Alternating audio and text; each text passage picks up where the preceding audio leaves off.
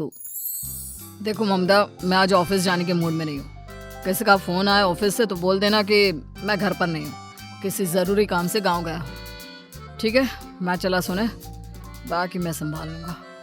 ममता बेचारी, जैसा नाम वैसा ही नेचर। ना कभी झूठ बोला, ना फरेब, ना किसी से चालाकी की, ना किसी की पंचायत। सुन लेती है पति की बात और फिर कुछ देर बाद फोन आता है। हेलो, कौन? मैं सुनील का बॉस बोल रहा हूँ। दफ्तर में इतना काम पड़ा है, अभी तक ऑफिस नहीं आया। वो क्या कर रहा है? फोन दीजिए उसे। जी वो तो सो रहे हैं, कह रहे हैं कि आज गर्मी बहुत है तो घर के मजे लेंगे। बॉस को बीवी की बात पर गुस्सा आ जाता है। तो उसे बोल दीजिएगा कि अब घर में गर्मी के ही मजे ले, कोई जरूरत नहीं है यहाँ आने की। ये बोलकर बॉस फोन रख देता है। ममता सारी बात सुनील को बता देती है। न जाने किस बेवकूफ से पाला पड़ा है, समझ नहीं आता। तुम्हारे कारण मेरी नौकरी चली गई। अरे झूठ बोलने में क्या जा रहा था तुम्हारा? ममता को समझ में नहीं आ रहा था कि उसकी खता क्या थी। अरे जो है वही तो बोला।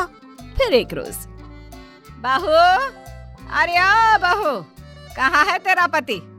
इस महीने घर के खर्चे के पैसे भी नहीं भेजे। क्यों? माँ बाप की फिक्र खत्म हो गई है क्या उसे?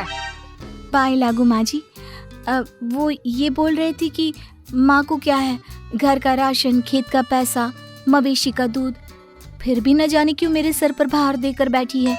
तभी सुनील ममता के मुंह पर हाथ रख देता है। क्यों रे कलमुँह है, हटा बहू के मुंह से हाथ। अरे क्या क्या बोलता है तू? वो तो इसकी झूठ बोलने की आदत नहीं है, इसलिए पता चल रहा है। देख मेरी सास कितनी शरीफ है।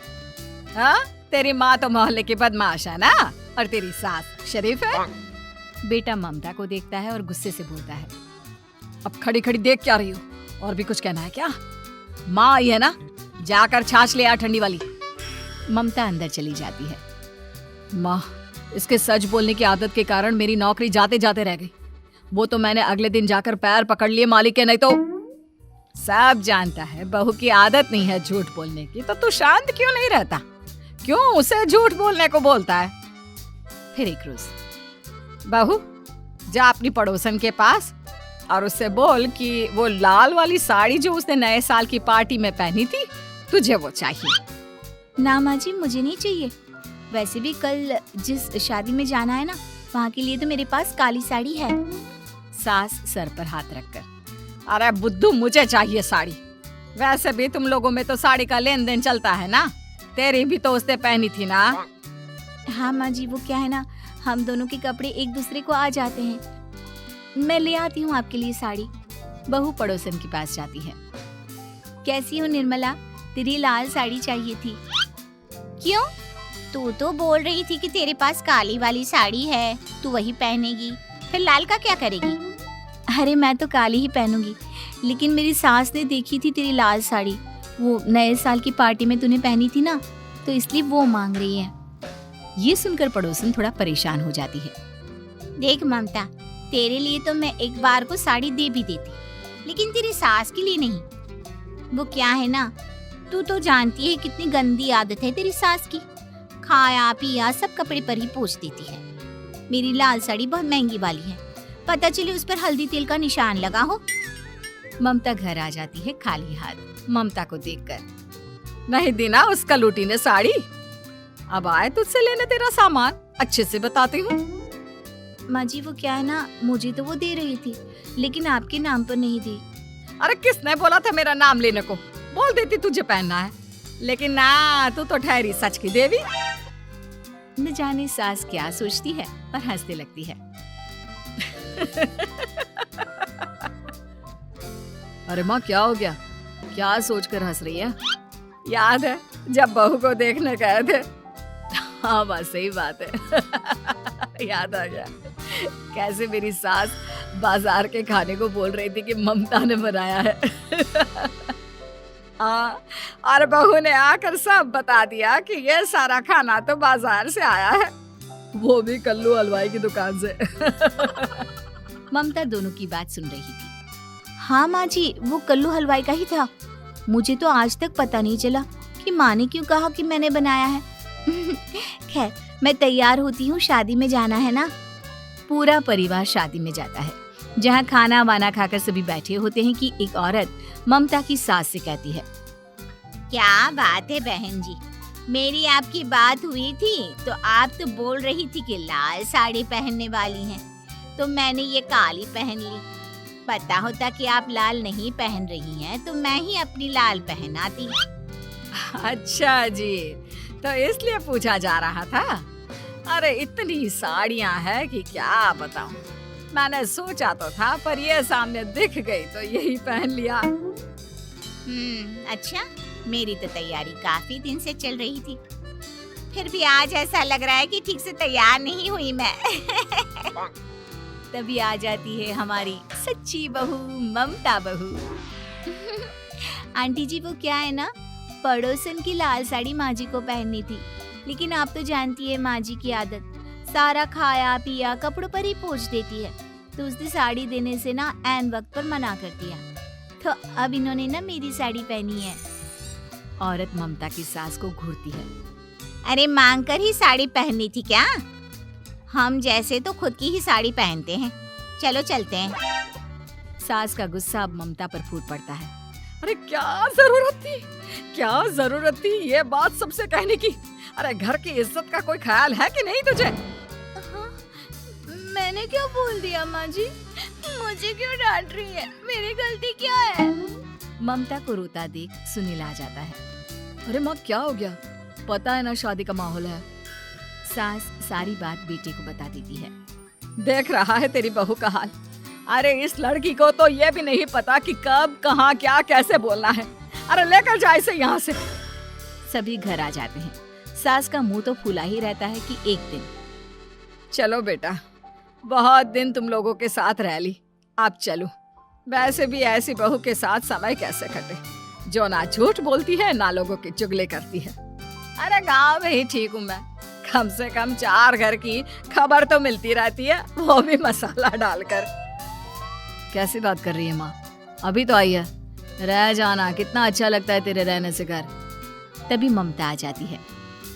अच्छा लगता है, लेकिन आप तो बोल रहे थे कि न जाने कब तक रुकेगी, जाने का नाम ही नहीं ले रही।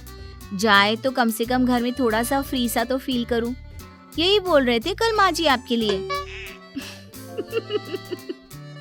सास बेटे को देखती है, लेकिन क्या कहती बेचारी, जब अपना ही सिक्का खोटा हो। चली जाती है चुपचाप गांव। फिर एक रोज घर की घंटी बजती है। सामने खड़ा होता है सुनील का बॉस। सुनील है क्या घर में? वो क्या ना, मैं यहाँ से गुजर रहा था तो सोचा थोड़ा ऑफिस का काम डिस्कस कर लूं। ममता कुछ कहती कि तभी वहाँ सुनील आ जाता है। अरे बॉस, आप आइए। क्या बात है, घर तो बहुत सुंदर है। वैसे भाभी जी, आपकी खूब बातें सुनी है कि आप कभी झूठ नहीं बोलती। ये तो पता नहीं, लेकिन हमेशा सिर्फ कुछ न कुछ ऐसा बोल देती हूँ जिससे परेशानी हो जाती है। मैं ऐसा नहीं चाहती, लेकिन क्या करूँ। खैर, बॉस कुछ देर रुकता है, काम की बात होती है। ममता के साथ सब चाय पीते हैं और जैसे ही बॉस जाने को मुड़ता है कि क्या जी, कितने नेक इंसान है, फालतू ही आप खड़ूस और निकम्मा बोलते हैं इन बॉस को। अब क्या, बॉस के कान तक खुद के लिए अनमोल वचन पड़ जाते हैं और फिर ओह, तो ये बात है। और क्या कहता है ये? अरे बॉस, आप भी किसकी बात पर विश्वास कर रहे हैं? अरे इससे तो ये भी नहीं पता कि आलू प्याज कहाँ रखा है।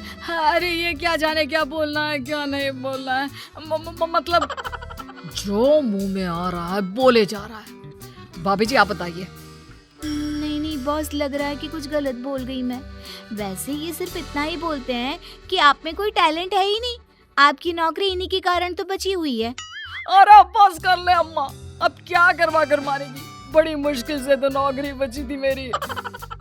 सही कहा, बची थी लेकिन अब निकल गई। तेरे टैलेंट के भरोसे चल रही है ना मेरी नौकरी, अब देख तू।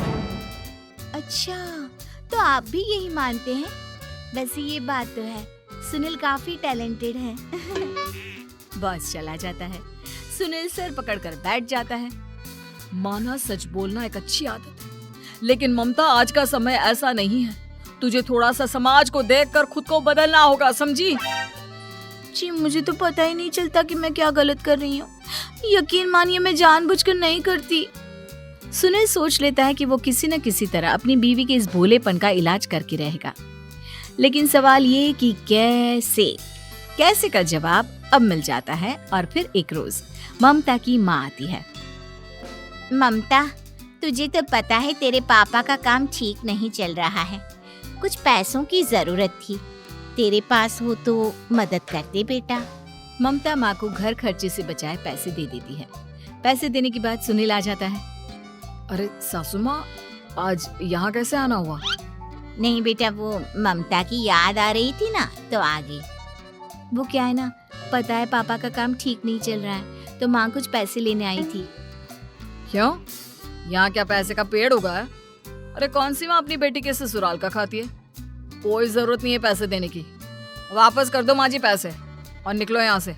आगे से यहाँ पैसे लेने नहीं आना। सुनील ये बोलकर निकल जाता है। उसके जाने के बाद, बेटा ममता, तूने मेरी बेइज्जती कराने के लिए यहाँ बुलाया था क्या? अरे छोटा सा झूठ बोल देती तो तेरी माँ की इज्जत बच जाती, लेकिन चलती हूँ मैं। सास बाहर जाकर बाहर खड़े सुनील से कहती है, तेरे कहने पर बेटा हमने ये नाटक तो खेल लिया, लेकिन उसका क्या असर होता है ये नहीं पता। थोड़ी देर बाद सुनील घर आता है। देखिए मुझे मेरी गलती का एहसास हो गया है।